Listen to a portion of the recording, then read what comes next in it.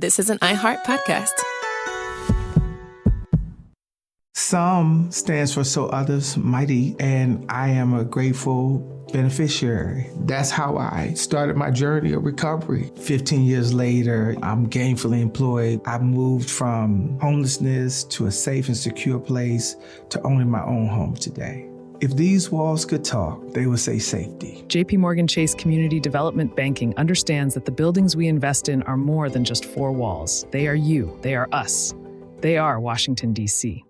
We're leaving today and entering a world of Cinderella castle sightseeing, Tron light cycling, Jungle Cruise punning, pirate swashbuckling, Everest climbing, Dapper Danning, Soaring, fireworks show of I'm not crying, you're crying. World of favorites for whatever you love.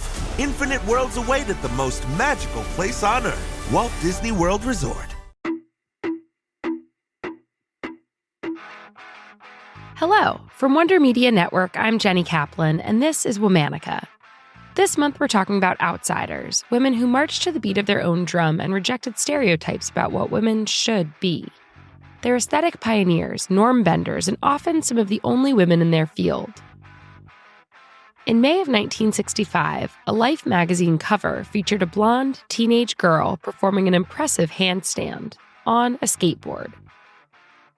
This was the signature move of the first American professional female skateboarder. She helped push skateboarding into the mainstream in the 1960s, breaking into a sport almost exclusively dominated by men. Please welcome Patti McGee. Patti was born in August of 1945 on an army base near Tacoma, Washington. But she spent her formative years near the beaches of Southern California. Her mother was a high school teacher and her father worked in the army as a medic. Patti's parents divorced when she was young, leaving Patti to be raised mainly by her mother in San Diego. By the time Patti was a teen, she'd taken to the waves, joining the Pump House Gang, a surfing group of teenagers who later became the subjects of a book by the same name. But surfing wasn't always available. On gloomy days when the weather wouldn't cooperate and the ocean played too rough, surfers would turn to an alternative, surfing the streets, also known as skateboarding. Patti's brother made her first board by taking the wheels off of her roller skates and screwing them into a piece of wood. Patti and her skater friends spent their days coasting around the hilly streets of San Diego. Her progression was remarkably swift. By 1964, just 2 years after stepping onto a board, Patti had established herself in the sport. She competed in the National Skateboard Championship at Santa Monica Park. The course was set with cones in neat rows and a narrow figure eight traced on the pavement. The crowd buzzed at the edges, half curious, half skeptical. No one really knew what to expect of Patti. Then she dropped into her next move, the handstand, balancing upside down as her board rolled beneath her. It was the first time anyone had done it in a competition. Those were the days when tricks were born, she later said. Patti was the first woman to win the competition. That same year, riding barefoot at 47 miles an hour, as Patti would say, no helmet, no pads, no shoes, and no brains. She set the women's speed record for skateboarding. By that point in her life, Patti was making approximately $250 a month, making her one of the first professional skateboarders to be paid. Her next opportunity came when Patti walked into a Hobie surf shop owned by Hobart Alter, a renowned surfboard shaper who'd expanded his business to include skateboards.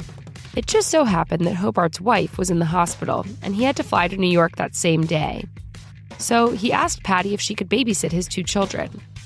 In exchange, he would use photos from Patti's skateboard championship win to promote the Hobie brand. Eventually, this led to Patti joining the newly established Hobie Super Surfers skateboard team and touring the country as their Hobie Skateboards demo girl. These demos served as crucial introductions to skateboarding for countless Americans who'd never witnessed the sport in person. During one of these tour events, a photojournalist captured an iconic picture of Patti riding a skateboard in her signature handstand move. Within a few days, the photo was featured on the May 1965 cover of Life magazine. The magazine cover propelled Patti's career to new heights.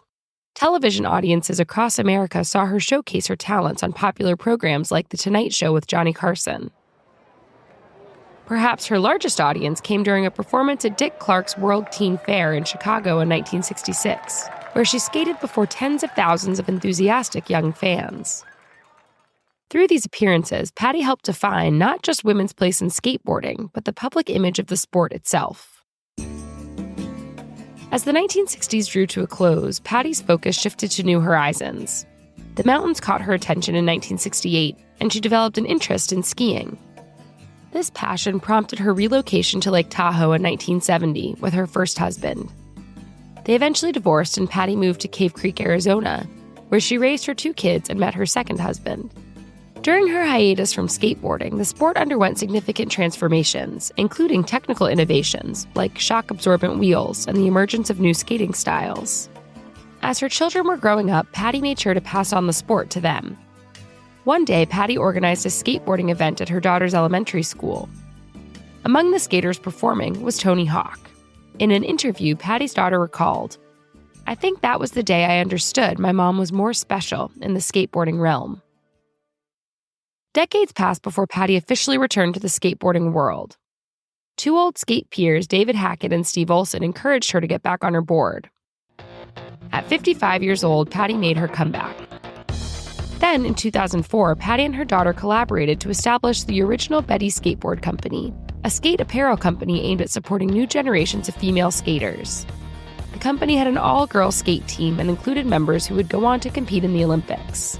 In skateboarding culture, the term Betty became slang for female skaters.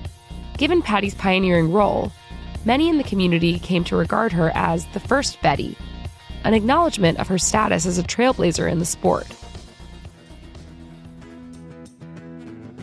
The skateboarding landscape Patti re-entered had evolved dramatically from the one she'd left. What began as a casual offshoot of surf culture had developed into a global phenomenon, with professional competitions, corporate sponsors, and international participants. Despite these advancements, female skaters still face challenges regarding recognition and equal treatment, issues Patti had encountered from the beginning of her career. The skateboarding community formally acknowledged Patti's historical importance in 2010, when she became the first woman inducted into the Skateboarding Hall of Fame. Skateboarding was officially introduced into the Olympics in Tokyo in 2021. Patti passed away 3 years later in 2024 at the age of 79. Tributes poured in from across the skateboarding community, and professional skaters spanning multiple generations acknowledged her foundational influence in the sport. All month, we're talking about outsiders. For more information, find us on Facebook and Instagram at Womanica Podcast. Special thanks to Liz Kaplan, my favorite sister and co-creator. Talk to you tomorrow. With Amex Gold, you can make dining out before the big event a big event. Hey, you made it. It's been so long. And earn 4 times membership rewards points on purchases at restaurants up to $50,000 per year. And if you're running late, no problem. Oh, we gotta go. You get access to card member entrances at select venues, so you can make it in time to catch the big win. That's the powerful backing of American Express. Card member entrance access not limited to Amex Gold Card. Terms apply. Learn more at americanexpress.com/withAmex. SOME stands for So Others Mighty, and I am a grateful beneficiary. That's how I started my journey of recovery. 15 years later, I'm gainfully employed. I moved from homelessness to a safe and secure place to owning my own home today. If these walls could talk, they would say safety. JP Morgan Chase Community Development Banking understands that the buildings we invest in are more than just 4 walls. They are you. They are us. They are Washington, D.C. This is an iHeart podcast.